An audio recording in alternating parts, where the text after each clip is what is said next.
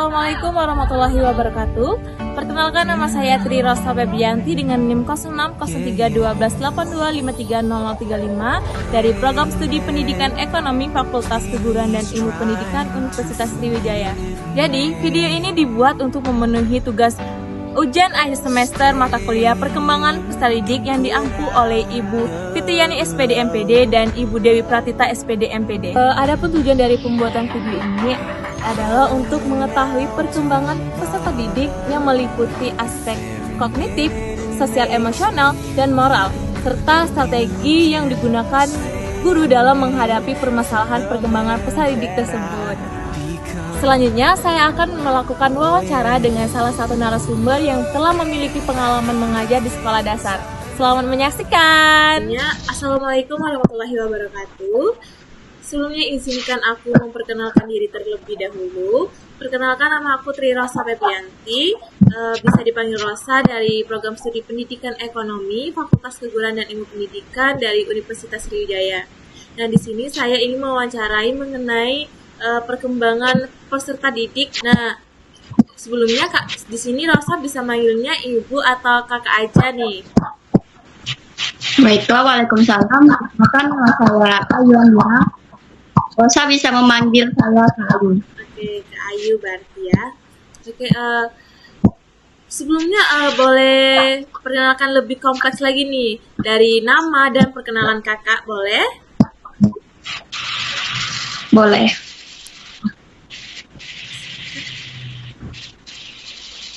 Perkenalkan, nama saya Ayuana. Saya merupakan mahasiswa pendidikan yang sudah menjalani program pengenalan lapangan persekolahan di sekolah dasar selama kurang lebih 3 bulan.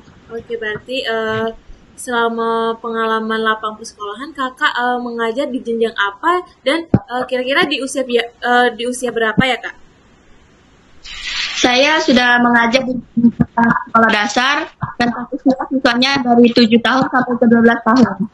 Oke, baik Kak ya. Berarti kakak nih sudah cukup memahami karakteristik perkembangan siswa nih, baik di usia sekolah dasar ya berarti. Nah Kak, berarti kita langsung saja ke pertanyaan wawancaranya ya, mengenai perkembangan kognitif. Nah, pertanyaan pertama nih, Rosa ingin menanya, bagaimana sih perkembangan kognitif siswa selama kakak menjalani pengenalan lapangan persekolahan selama kakak kurang lebih 3 bulan tersebut?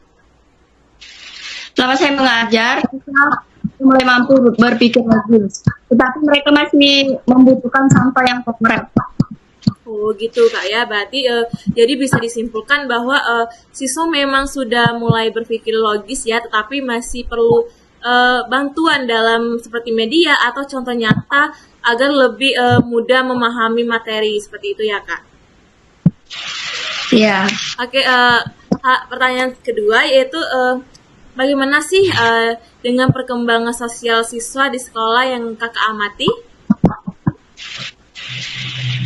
Selama yang saya amati, mereka sudah mulai bisa bekerja sama, tetapi masih sering terjadi konflik di antara teman di lingkungan teman mereka sendiri. Wah, berarti menarik sekali ya Kak.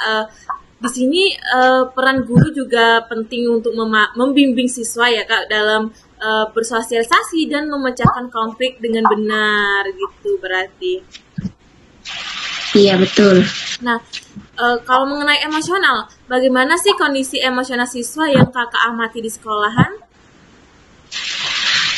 Emosi siswa di usia itu tuh masih belum stabil dan mereka mudah sekali sangat meledak-ledak, mudah marah, tapi mereka masih bisa langsung cepat cerita juga kepada kita.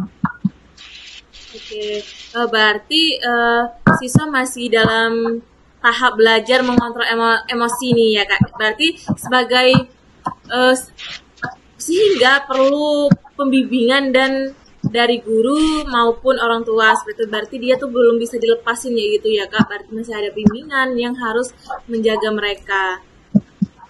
Nah, kalau mengenai moral nih Kak, bagaimana sih perkembangan moral siswa menurut pengamatan kakak selama kakak kurang lebih 3 bulan?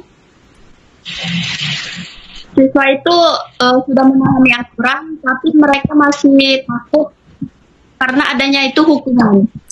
Oh, berarti kesadaran moral siswa masih perlu dikembangkan ya, Kak. Karena mereka berperilaku itu berperilaku baik itu karena ada takut dan karena ada ancaman. Berarti kita harus tekankan lagi supaya mereka berperilaku baik itu karena kesadaran dari diri sendiri.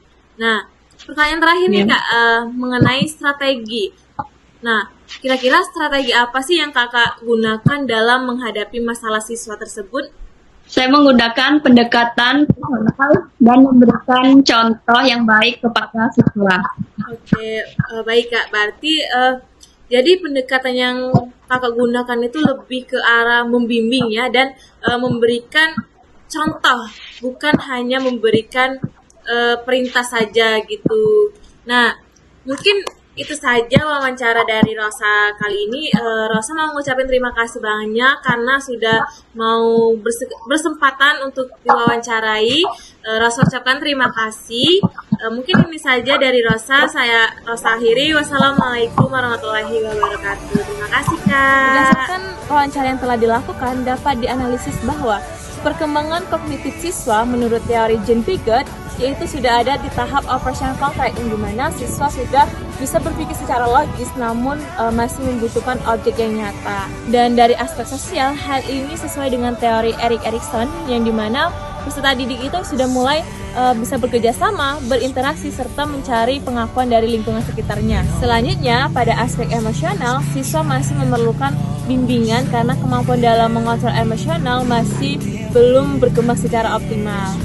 Nah, sedangkan pada aspek moral, perkembangan siswa itu menurut teori Lawrence Colbert yaitu pada tahap prakonfesional. Nah, siswa itu perkembangannya masih melalui konsekuensi yaitu seperti imbalan dan hukuman. Dengan demikian, peran guru itu sangat penting dalam membimbing perkembangan peserta didik supaya agar berkembang secara optimal dalam semua aspek.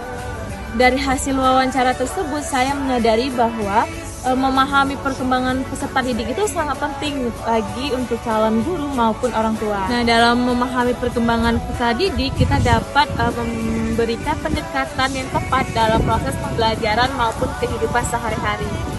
Dan saya juga menyadari bahwa menjadi pendidik itu tidak hanya mengajar, tetapi juga membimbing perkembangan siswa secara menyeluruh. Sekian video ini saya buat untuk memenuhi tugas ujian akhir semester. Saya akhiri. Wassalamualaikum warahmatullahi wabarakatuh. Bye-bye.